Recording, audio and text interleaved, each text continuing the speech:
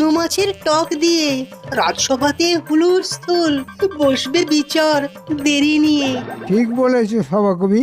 আহার করে দেরি করে কাজে আসার তো শাস্তি পেতেই হবে। পেতেই হবে, কিন্তু কি শাস্তি মন্ত্রী?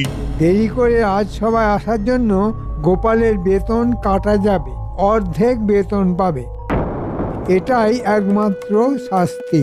একদিন দেরি, তার জন্য আমার অর্ধেক বেতন কাটা যাবে? এটা কি ন্যায্য বিচার হলো মহারাজ?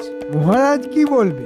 আমি তো মন্ত্রী, মন্ত্রণা দেওয়া আমার কাজ। আমি তোমার দেরি হওয়ার জন্য অর্ধেক মাইনে কেটে নিয়েছি, এবং সেটা মহারাজের আদেশে। মহারাজের আদেশ শিরোধার্য। মন্ত্রীমশাই, আপনার নিয়ম আপনার ওপরে খাটাবো, একটু অপেক্ষা করুন। দুঃখ হচ্ছে গোপাল। না মহারাজ, রাজাজ্ঞা বলে কথা। আমি রাজাজ্ঞা মাথা পেতে নিয়েছি। সামান্য বেতনের জন্য তো আমি রাজদ্রোহী হতে পারি না মহারাজ। আহ